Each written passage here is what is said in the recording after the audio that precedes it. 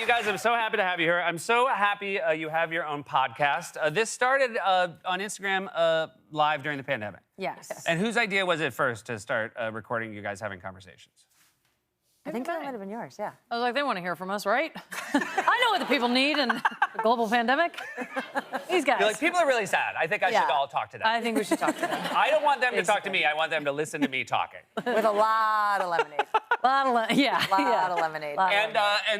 How do you, was it natural right away? Are you learning about the best way to talk to one another when people are going to hear it later? Yeah, I think we're better right now in the live setting. So what was IG Live then turned into some live events. We did them at the Women's Final Four, All-Star Game for WNBA, that kind of thing. And now that we're doing the podcast in studio, where you can actually take your time, we're like, how do you do this? Yeah. It's so much different. Well, it's funny, right? It goes back to what you were saying about attention. Like, if you can plan the special day, then you get in your head. But as athletes, you probably are, like, a lot looser when it's just about instinct in the moment. Totally. Definitely. Yeah, I find the, like, performance of the live, I was like, oh, this feels natural. I'm, like, doing jumping jacks before and, like, getting ready. And then we're in the studio, and I'm like, well, what do we do now? Yeah. What do you mean we can do it over?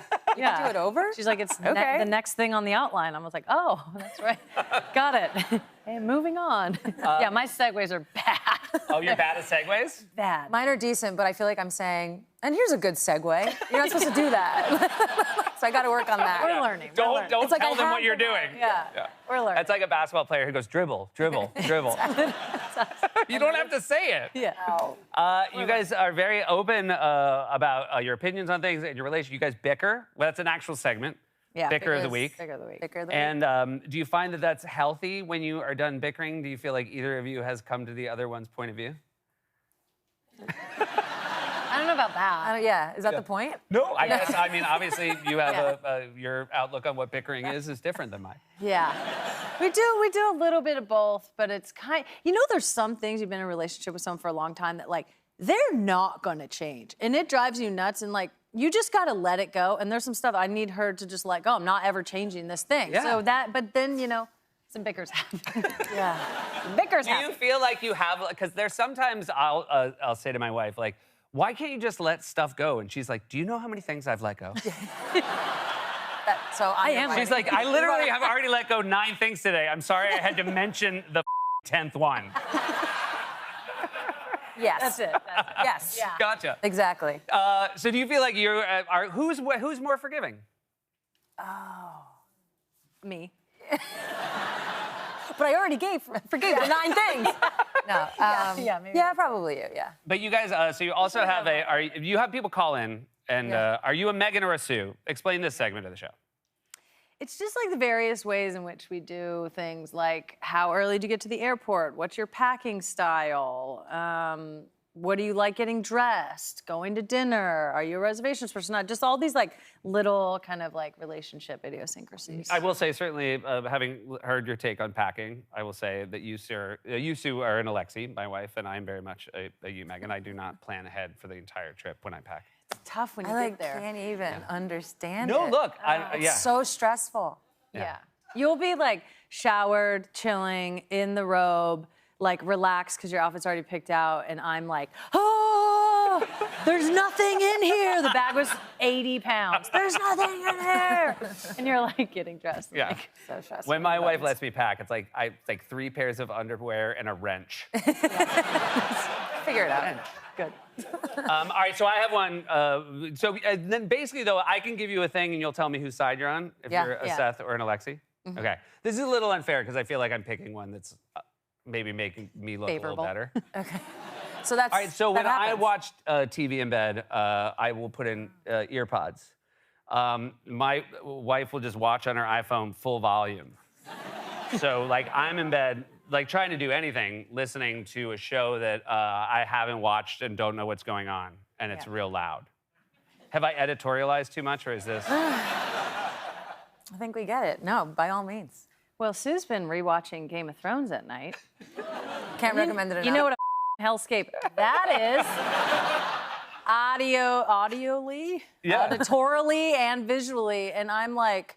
But what are you She was trying to get I into also it. haven't seen it. Okay, gotcha. But I'm kind She of was trying to get get into it. Gotcha. But then we're watching it at night, and I'm like... Yeah. It But then is- I'm there's kinda we have into a it. lot of conversation about like Yeah. what kind of show you can watch at night. Like it kind of Yeah. can't be stressful, can't be violent. But then sometimes I'll be like falling asleep and then sex will come on and I'm like, what's going on over here? And then I'm always like, is it gay? I'll be like, It's not? I'm over it. literally. Literally. I'm like, I say it's something? Game of Thrones. Not only it's Yeah. Game of Thrones. Yeah. So Game of Thrones, not only is it not gay sex, it's like brother sister sex. Yeah. Yeah. So then- it's yeah. even we found something worse than straight sex. Yeah. You're like there's something worse. There's like yeah. Yeah. Here's another. All right. Here's another one. So wait. So you guys are Give an set. answer. Yeah. Well, wait. But what's Yeah, your I'm kind like, of in the middle. in the middle? Yeah. So Megan, but Turn Megan, it way down. Megan has like a hearing thing.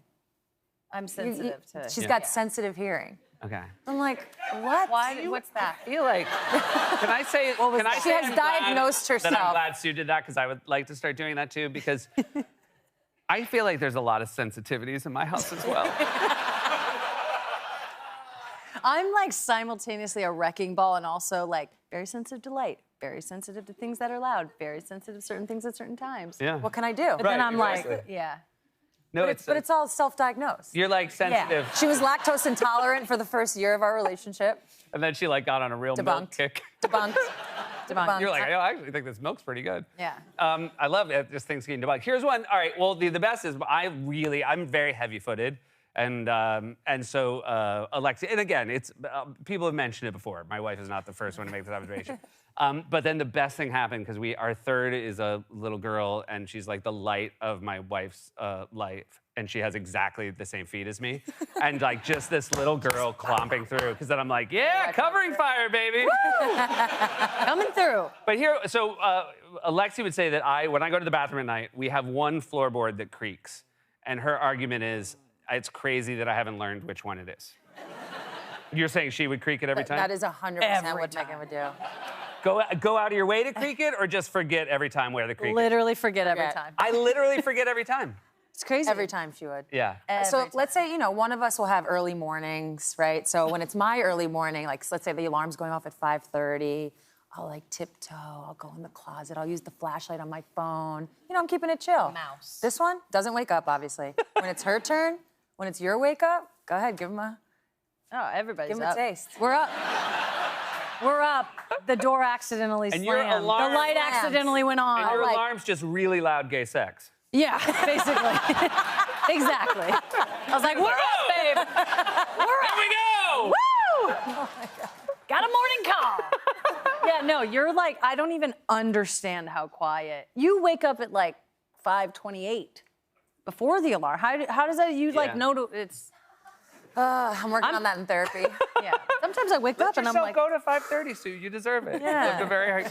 You have a lot of accomplishment. You deserve going till the alarm. I do need, I need 2 minutes. What a joy it is to talk to you both. The podcast is a joy to listen to you both, but having you here in person is just the best. Thank you so much for being Yeah, here. thank you. Megan Rapinoe, Sue Bird, new episodes of A Touch More available Wednesdays, wherever you get